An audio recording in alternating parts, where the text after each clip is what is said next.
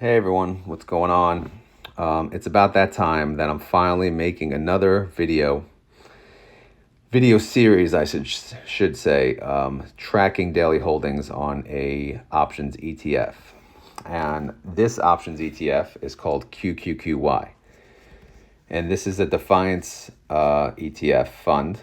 And it's slightly different from Tesla because they sell puts. So selling puts is a bullish play. So every day they sell puts too. So, they have what is it called? Zero DTE, days to expiration. So they basically sell daily puts and they hope that the price goes above their strike on a daily basis. If it doesn't, they lose money. If it does, they make money. It's pretty simple. So let's get to it. QQQY, they sell puts on the NASDAQ index. As you see on the top in the blue, NDX is the NASDAQ index initials, and right now it's at 15,099. The outstanding shares for QQQY is 8.7 million. Income we'll get to later, and distribution we'll get to later. The next important dates are shown right below. Next declaration date is November 30th.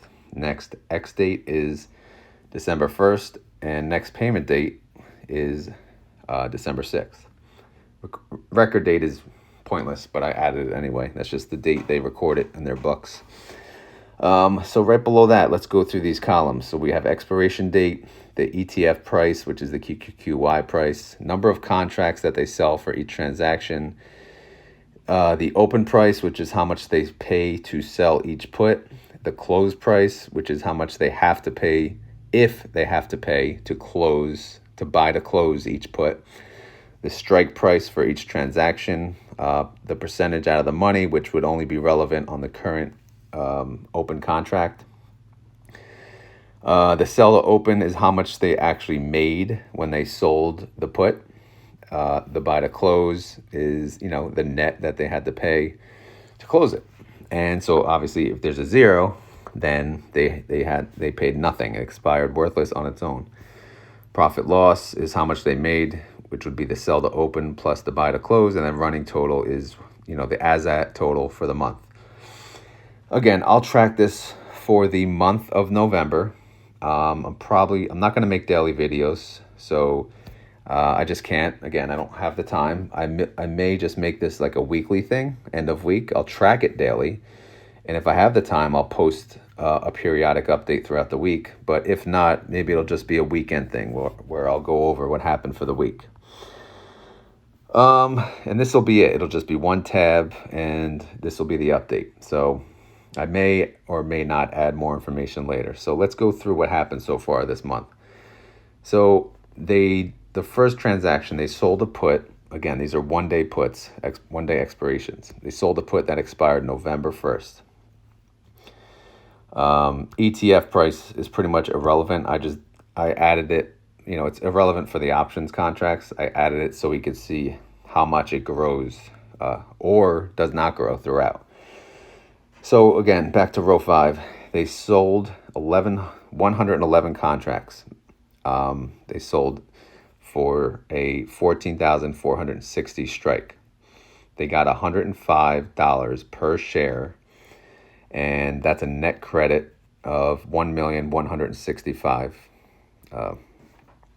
$1,165,500. And if you look at the buy to close column I, that shows 0, which means they didn't have to pay anything. So the 1.1 million was all profit, which means the NDX price was above 14,460 at end of day, or by end of day.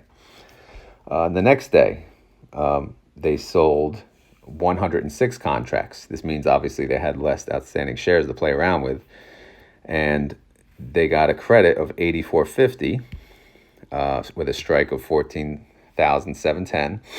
They made 895,700, and that one also expired above.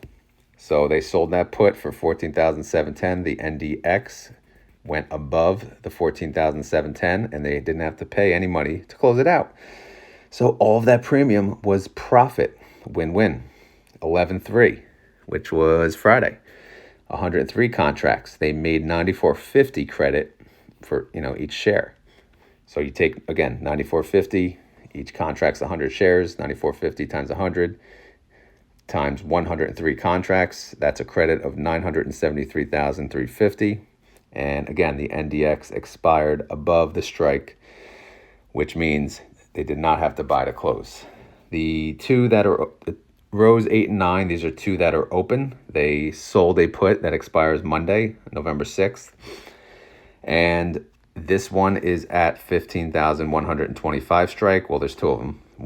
There's 50 at 15,125 and 50 at 15,150. They made a total net credit of $745,000. Will they have to pay money to close it? Only if the NDX stays below one or both of these strike prices. So if you look, the NDX is priced at $15,099 as of the close on Friday.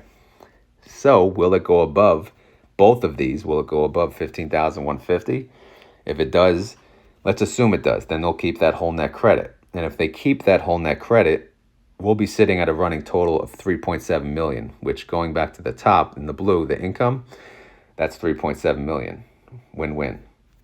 And by the way, guys, this is not financial advice. I'm not a financial advisor. This is just for fun and entertainment. So hopefully you're having fun with me.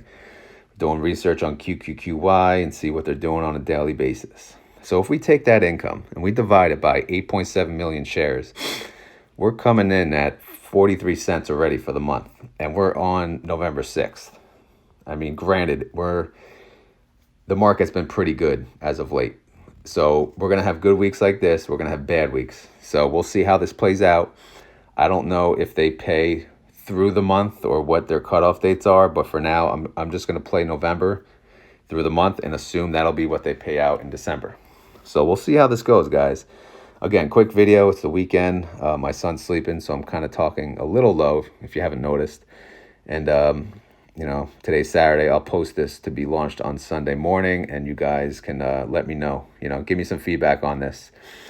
Again, this will be probably a weekly, if not maybe twice a week. I'll update you guys on the QQQY holdings. All right?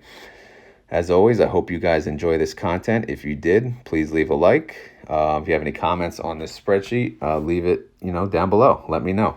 All right. Thanks, guys, and enjoy the rest of your weekend. Later.